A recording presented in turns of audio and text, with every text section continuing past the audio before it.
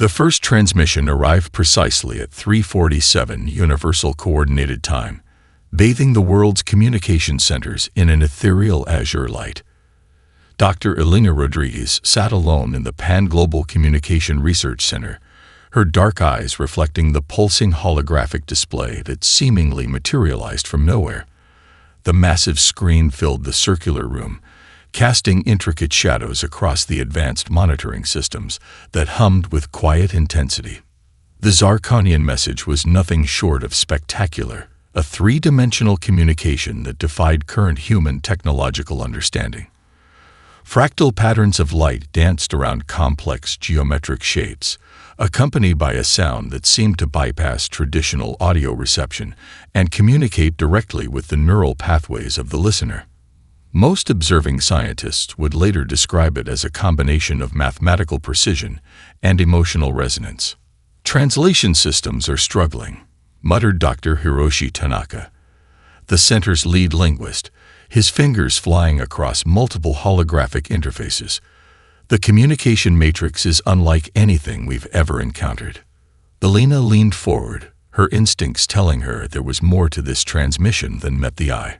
She had spent her entire career studying communication patterns across different cultures, specializing in decoding complex linguistic and cultural nuances. Something about the Zarkonian message felt deliberately constructed, almost like a performance designed to provoke a specific response. The global leadership had been immediately summoned.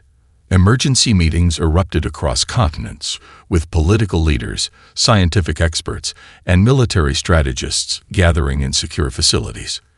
The United Global Council convened within hours, their faces a mixture of concern, excitement, and barely contained tension. "They demand our unconditional surrender," announced Secretary General Amara Okonkwo, her voice steady despite the magnitude of the moment. The holographic display showed a translation of the alien message, a demand that seemed both incredibly sophisticated and paradoxically simplistic. The Zarkonian communication was structured like an ultimatum, but Elena noticed something peculiar.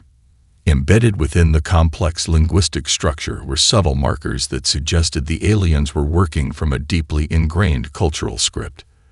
They viewed surrender not as a negotiation, but as an expected outcome based on their technological superiority.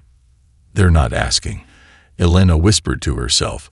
"They're performing a ritualistic communication of dominance." Her colleague, Dr. Marcus Chen, overheard her comment. "What do you mean?" Elena's fingers began tracing patterns on her personal interface, pulling up linguistic analysis algorithms she had developed over years of research. "Look at the communication structure. It's not just a message. It's a cultural performance. They expect us to react in a specific way. Submission, fear, capitulation." The global scientific community worked frantically to understand the transmission. Quantum computers processed the alien communication at unprecedented speeds, breaking down each fractal pattern, each sonic vibration, each subtle nuance of the message. Research stations from Beijing to Buenos Aires, from Cape Town to Montreal, collaborated in real time, sharing data and insights. What made the transmission truly remarkable was its adaptive nature. The holographic display seemed to adjust its presentation based on the viewer's physiological responses. Biometric sensors detected minute changes in heart rate, pupil dilation, and neural activity, and the message would subtly shift, a communication method so advanced it bordered on psychological manipulation. "They're scanning us," Dr. Tanaka realized, his voice a mixture of scientific excitement and genuine concern.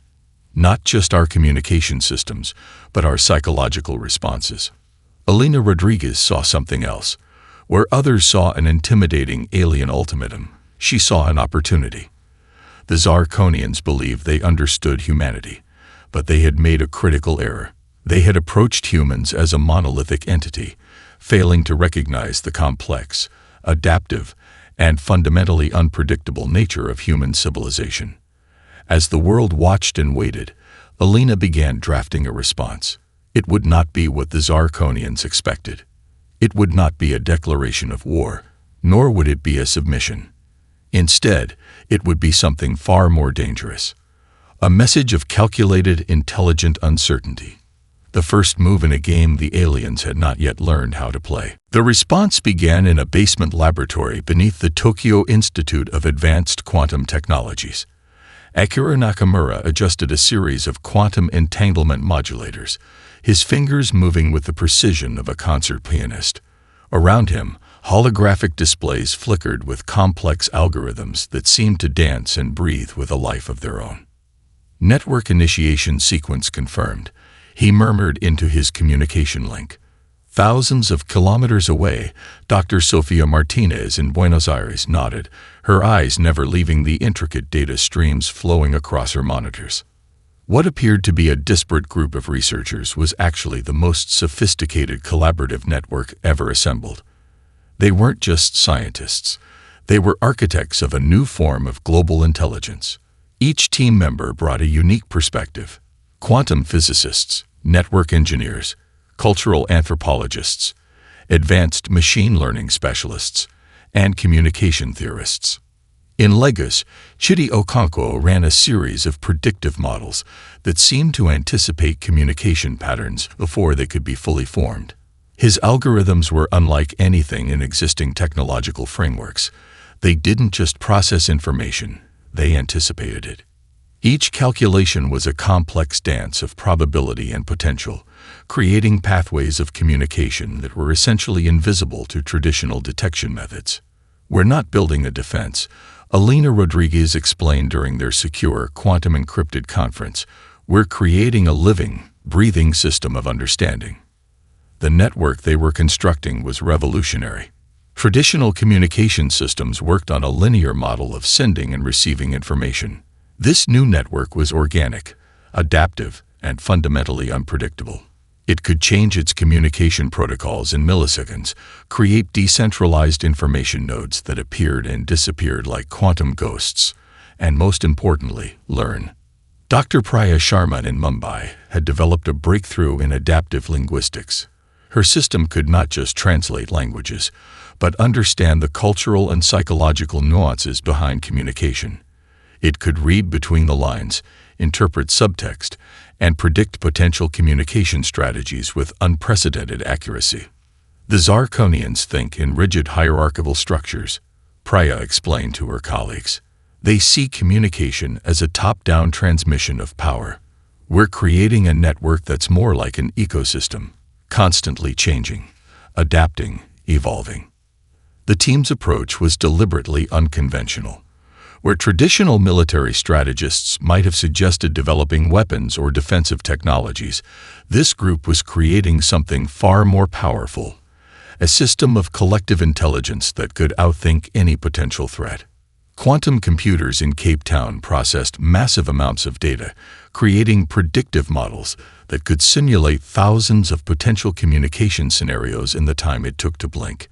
These weren't just simulations, they were living blueprints of potential interactions, each one a potential pathway to understanding. "We're not preparing for conflict," Akira said during one of their encrypted meetings. "We're preparing for communication." The network they were building was invisible in the most literal sense. It didn't exist in any traditional technological infrastructure. It was a complex web of quantum entanglements, adaptive algorithms, and predictive models that could shift and change faster than any traditional monitoring system could track. Dr. Marcus Chen in Montreal had developed a breakthrough in what he called informational camouflage. His algorithms could create communication pathways that would appear completely random to any external observer. To the Zarkonians, it would look like meaningless background noise, when in reality, it was a sophisticated system of global collaboration. Each team member understood they were part of something unprecedented. This wasn't just a technological project. It was a reimagining of how intelligent systems could communicate and understand each other. As the global night progressed, the invisible network continued to grow. Quantum entanglements created communication pathways that defied traditional understanding of space and time. Information flowed like water, changing course, adapting, evolving. The Zarkonians were watching for traditional signals of resistance or preparation. They would find nothing. Instead, they would encounter something they could never have anticipated, a form of collective intelligence that was more fluid, more adaptive, and infinitely more complex than any technological system they had ever encountered. The invisible network was ready, and it was just beginning to awaken. The Global Economic Strategy Room looked more like an advanced artistic installation than a traditional command center. Holographic displays shifted and pulsed with living data streams, each representing complex economic interactions that defied conventional understanding. Dr. Aisha Okoye stood at the center, her fingers dancing across multiple interfaces as she orchestrated the most sophisticated economic intervention in human history. "We're not trying to crash their economy," she explained to her team.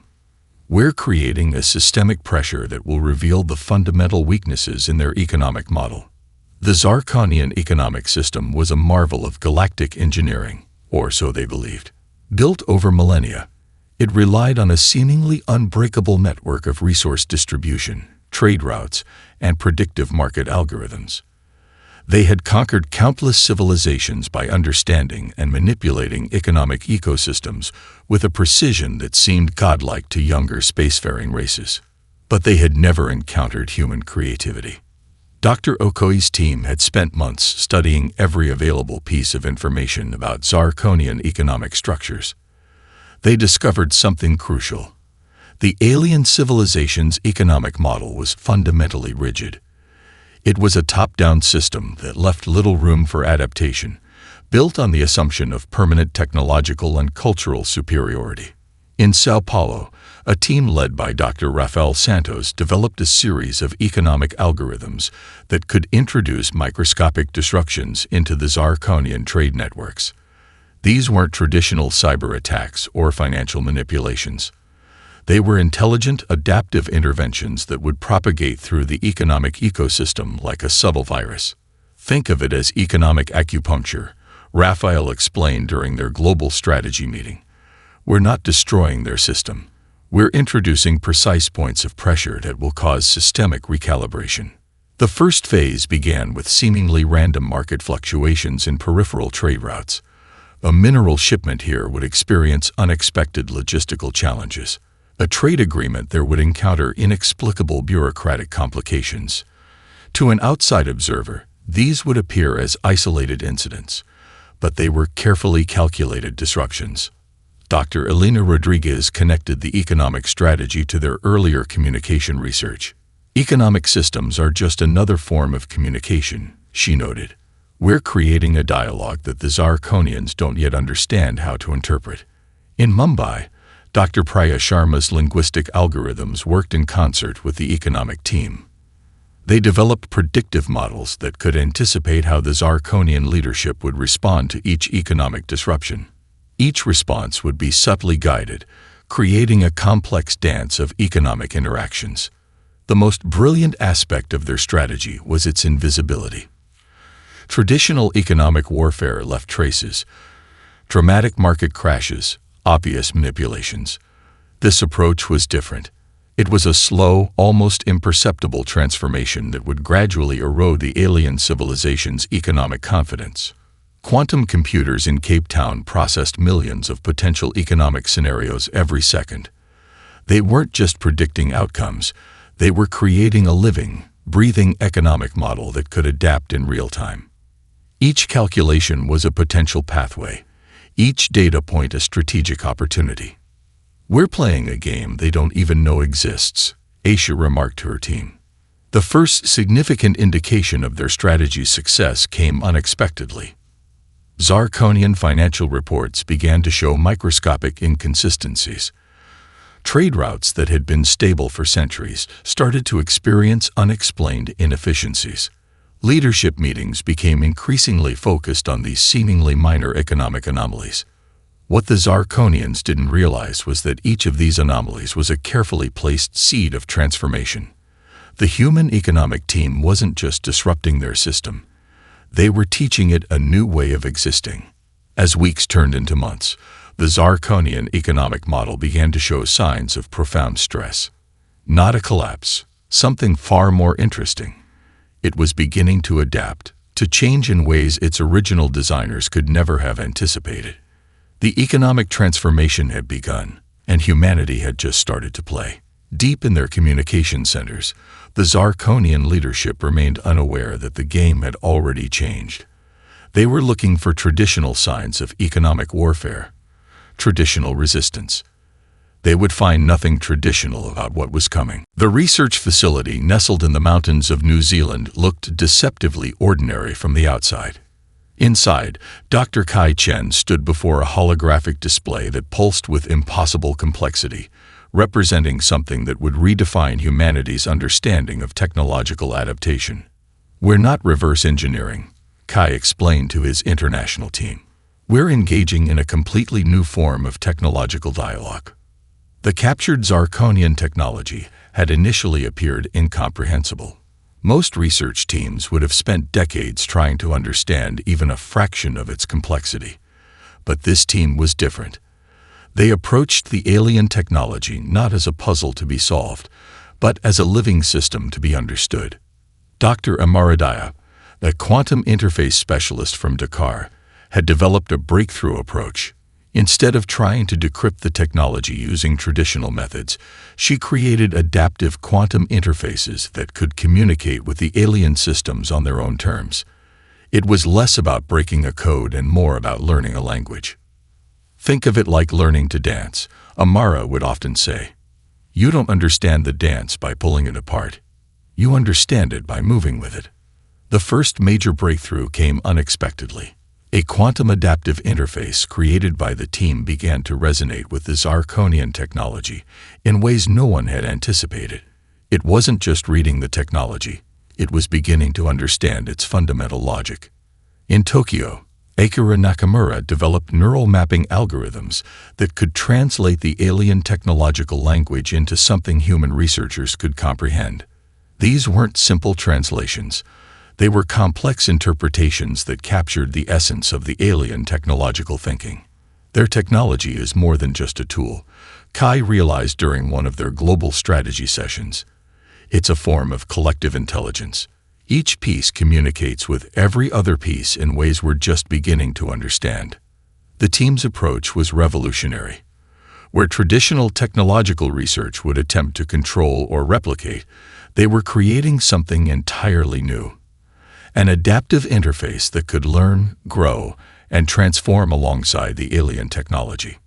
Dr. Elena Rodriguez connected the technological research to their earlier communication studies. The way the Zarkonian technology communicated internally was remarkably similar to complex cultural communication systems. It wasn't just a machine, it was a living, breathing form of intelligence. Advanced research stations around the globe began to see remarkable results. Quantum computers in Cape Town processed the technological translations, creating models that seemed to breathe with their own internal logic. Each breakthrough was carefully documented, each discovery a potential pathway to understanding. The most remarkable aspect of their research was its collaborative nature. Researchers from Buenos Aires worked in real time with colleagues in Mumbai, sharing insights, building upon each other's discoveries. It was a truly global effort, transcending traditional boundaries of research and collaboration. "We're not just studying their technology," Kai told his team during a late-night strategy session. "We're learning how to think differently." The breakthrough came during a seemingly ordinary research session. The adaptive interface suddenly began to generate technological solutions that were neither human nor Zarkonian, but something entirely new. It was as if the technology had begun to create its own evolutionary path. Zarkonian technological systems were built on millennia of assumptions about technological development. They believed in a linear progression of technological advancement. Humanity was about to show them something completely different. Dr. Priya Sharma's linguistic algorithms worked in concert with the technological team, helping to interpret the new technological language that was emerging. It was less a translation and more a conversation, a complex dialogue between human creativity and alien technological intelligence.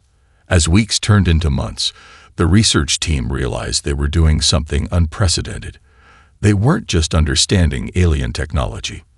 They were creating a new form of technological communication that had never existed before. The Zarkonians continued to monitor human technological developments, confident in their superiority. They saw nothing unusual in the research data. They had no idea that the game had already changed. Humanity was about to show them a form of technological innovation that defied everything they understood about technological development. The Cultural Intelligence Team operated from a converted research vessel anchored in the middle of the Pacific Ocean. Dr. Yara Santiago stood at the center of a circular room filled with holographic displays that seemed to breathe with living information. Each display represented a different layer of Zarkonian social complexity, an intricate tapestry of cultural understanding that went far beyond traditional intelligence gathering. "We're not looking for weaknesses," Yara explained to her diverse team of anthropologists, linguists, sociologists, and communication specialists. "We're trying to understand the fundamental logic of their civilization." The team had discovered something profound about the Zarkonian society. What appeared to be a monolithic, hierarchical culture was actually a complex system of deeply interconnected social networks. Each communication, each political decision, each technological advancement was part of an elaborate dance of cultural expectations. Dr. Malik Abdi, a cultural dynamics expert from Nairobi, had developed a breakthrough approach to cultural analysis. His algorithms could map the invisible social connections that ran through Zarkonian society. The unspoken rules, the hidden tensions, the subtle power dynamics that existed beneath the surface of their seemingly perfect civilization. "Every culture has its contradictions," Malik would say. "The trick is to understand the music between the notes." In Buenos Aires, Dr. Sofia Martinez worked on creating adaptive communication models that could interpret the nuanced layers of Zarkonian social interaction. These weren't simple translation tools. They were complex systems that could understand the emotional and psychological undercurrents of communication. The first major breakthrough came from an unexpected source. Dr. Elena Rodriguez connected the cultural intelligence research with their earlier communication and economic studies. They realized that the Zarkonian civilization was built on a fundamental paradox, a belief in absolute control that was constantly undermined by the natural complexity of social systems. Quantum computers in Cape Town processed massive amounts of cultural data, creating predictive models that could anticipate social reactions with unprecedented accuracy. Each simulation was a window into the complex world of Zarkonian social dynamics. "Look here," Yara said during a global strategy meeting, highlighting a particularly intricate social network display. "These are the fault lines in their social structure. Not physical weaknesses, but psychological tensions." The team discovered that the Zarkonian leadership was not a monolithic entity, but a complex system of competing interests. What appeared to be unified decision-making was actually a delicate balance of political maneuvering, cultural expectations, and hidden personal ambitions. Dr. Priya Sharma's linguistic algorithms worked in concert with the cultural intelligence team, helping to decode the subtle communication patterns that existed within Zarkonian society. They weren't just translating words, they were understanding the entire ecosystem of communication. The most remarkable aspect of their research was its collaborative nature. Researchers from Tokyo worked in real time with colleagues in Lagos, sharing insights, building upon each other's discoveries. It was a truly global effort that transcended traditional boundaries of research and understanding. "We're creating a map of their civilization," Malik explained. "But it's more than just information. It's a living, breathing understanding of their social ecosystem." As weeks turned into months, the team began to see something remarkable. The Zarkonian society was not the perfect, controlled system it appeared to be. It was a complex, fragile ecosystem that was constantly negotiating its own existence. The Zarkonian leadership continued to monitor human interactions, confident in their understanding of social dynamics. They saw nothing unusual in the cultural research data. They had no idea that humanity was about to show them a form of cultural understanding that would challenge everything they knew about social interaction. Dr. Yara Santiago looked at the final simulation, a complex holographic representation of Zarkonian social dynamics. It was beautiful, terrifying, and full of possibilities. "We're not just studying their culture," she whispered to herself. "We're learning how to reimagine the very concept of civilization." The cultural intelligence team had just begun to play a game that the Zarkonians didn't even know existed. The meeting room floated above the cloud layers of Venus, a neutral ground carefully selected for its isolation and technological neutrality. Representatives from dozens of marginalized civilizations sat around a circular table that seemed to breathe with adaptive holographic interfaces. Dr. Elena Rodriguez stood at the center, her presence both calm and electric. "We're not here to form a traditional alliance," she began, her words translated simultaneously into multiple complex linguistic systems. "We're here to reimagine the possibilities of galactic cooperation." The gathered civilizations represented a mosaic of suppressed potential.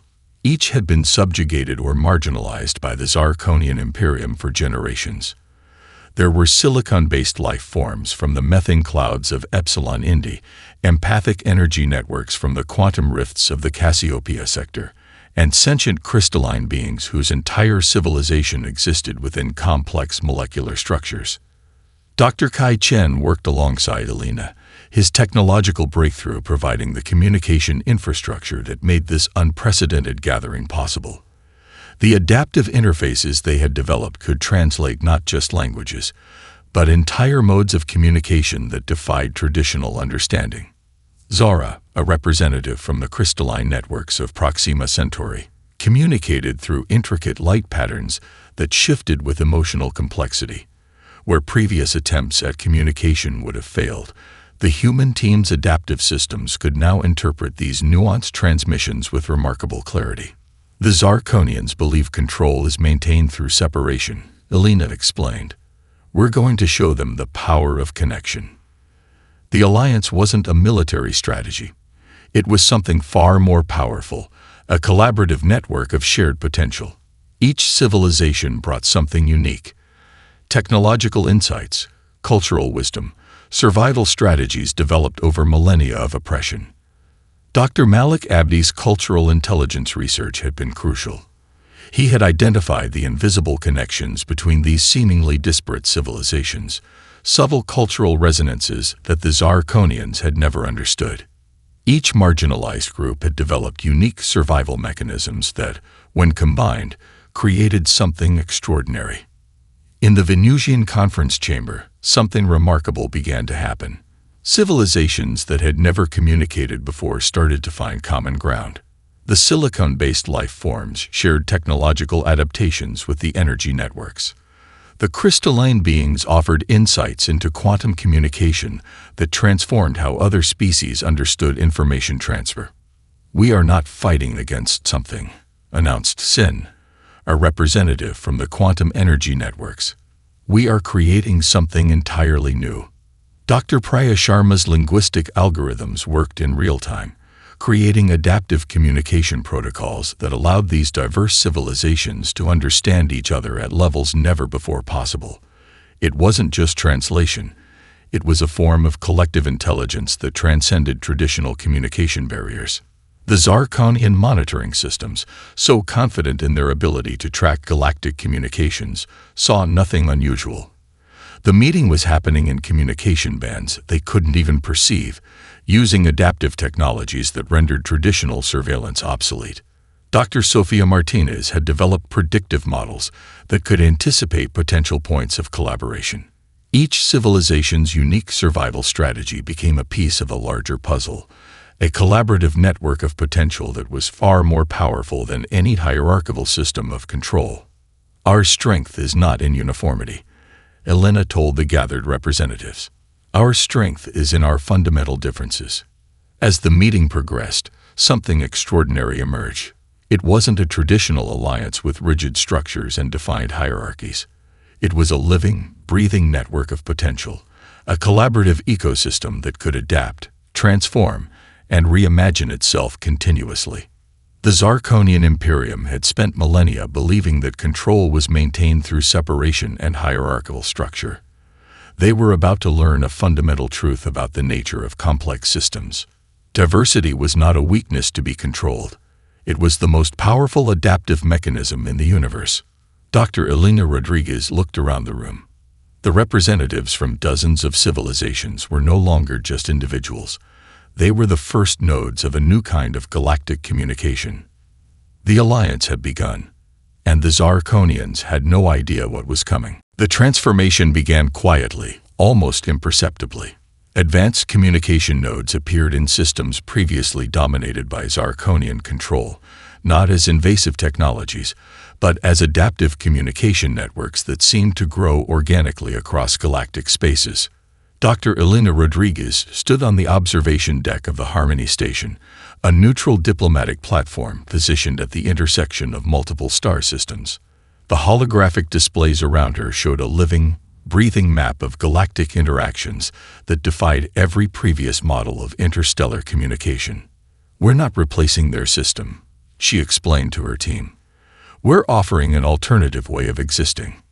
The new governance model was nothing like traditional power structures. It wasn't a centralized government or a rigid alliance. Instead, it was a dynamic, adaptive network that could respond to the unique needs of different civilizations while maintaining a core set of collaborative principles. Dr. Kai Chen's technological breakthroughs made this possible. The communication interfaces they had developed could translate not just languages, but entire systems of understanding. Each civilization could maintain its unique cultural identity while participating in a broader network of mutual support and shared potential. In the Cassiopeia sector, planets that had been isolated for centuries began to connect. The quantum energy networks developed by Xin's civilization created communication pathways that allowed for unprecedented levels of cultural and technological exchange. Where the Zarkonian system had imposed uniformity, this new network celebrated diversity. Dr. Malik Abdi's cultural intelligence research proved crucial. The governance model they developed wasn't about control, but about creating adaptive systems that could respond to the unique challenges of each civilization. It was a living, breathing approach to cooperation that was fundamentally different from any previous galactic governance model. Governance is not about ruling, Malik would often say. It's about creating conditions for collective potential. The Zarkonian monitoring systems continued to see nothing unusual. The transformation was happening in communication bands and collaborative mechanisms that were completely invisible to their traditional surveillance methods. Each small interaction, each shared technological insight, each cultural exchange was a subtle challenge to the existing power structures. Dr. Priya Sharma's linguistic algorithms worked in real time, creating communication protocols that allowed for unprecedented levels of understanding. It wasn't just about translating words, it was about translating entire ways of experiencing existence. The first major indication of the transformation came from the peripheral systems. Planets that had been considered economically insignificant suddenly began to flourish. Trade routes shifted. Cultural exchanges became more dynamic. Technologies developed in one system found unexpected applications in completely different regions of the galaxy. Dr. Sofia Martinez had developed predictive models that could anticipate potential points of collaboration. What appeared to be random interactions were actually carefully orchestrated opportunities for mutual growth and understanding. Representatives from the crystalline networks of Proxima Centauri worked alongside silicon-based life forms from Epsilon Indi. Energy networks collaborated with molecular civilizations. Each interaction was a testament to the power of diverse, adaptive systems. "We are creating something that has never existed before," Elena told the gathered representatives during a strategy session. "A form of governance that is more like an ecosystem than a hierarchy." The Zarkonian Imperium began to notice changes, but they misinterpreted them entirely. They saw isolated incidents, minor disruptions, never understanding that they were witnessing the early stages of a fundamental transformation of galactic interaction. As months turned into years, the new network began to demonstrate its true potential. Civilizations that had been isolated for generations found new ways of collaboration. Technological challenges that had seemed insurmountable were solved through collective intelligence. The observation deck of the Harmony Station became a symbol of this new approach. Representatives from dozens of civilizations moved through the space, their communications a complex dance of light, sound, and adaptive interfaces. Dr. Elena Rodriguez looked out at the living map of galactic interactions. What had begun as a response to an alien ultimatum had become something far more profound. A new way of existing was emerging. And the Zarkonians were about to learn that true power was not about control. It was about connection. The final transformation began on a quiet day in the Harmony Station's central chamber. Dr. Elena Rodriguez stood before the gathered representatives of what was now known as the Collaborative Network, a living system of galactic interaction that had fundamentally redefined the concept of civilization. 10 years had passed since the initial Zarkonian transmission. What had once seemed like an impossible challenge had become a profound reimagining of galactic potential. The Zarkonian Imperium no longer existed as it once had. Not destroyed, not conquered, but fundamentally transformed. Their rigid hierarchical system had been dismantled not through violent conflict, but through a process of adaptive communication and collaborative potential. Dr. Kai Chen's technological breakthroughs had been crucial. The communication interfaces they developed had become the foundation of a new way of understanding complex systems. These were not just communication tools, they were living networks of collective intelligence that could adapt, learn, and grow. We didn't defeat them, Elena explained to a young researcher who was studying the historical records. We showed them a different way of existing.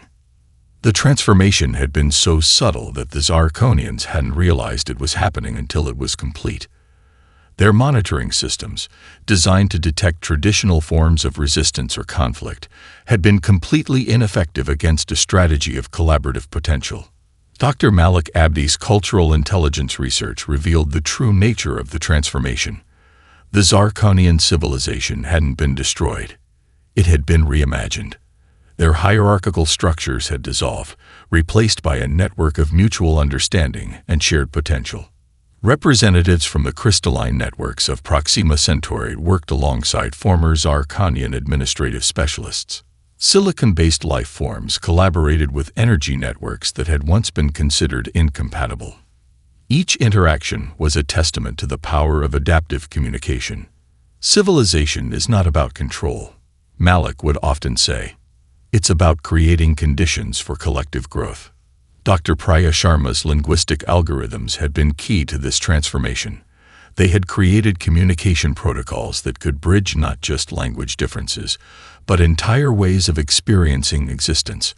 What had once seemed impossible, communication between fundamentally different forms of intelligence, was now a daily reality.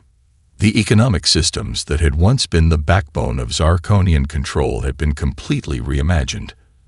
Dr. Aisha Okoy's economic strategies had shown that true economic potential came from collaboration, not competition.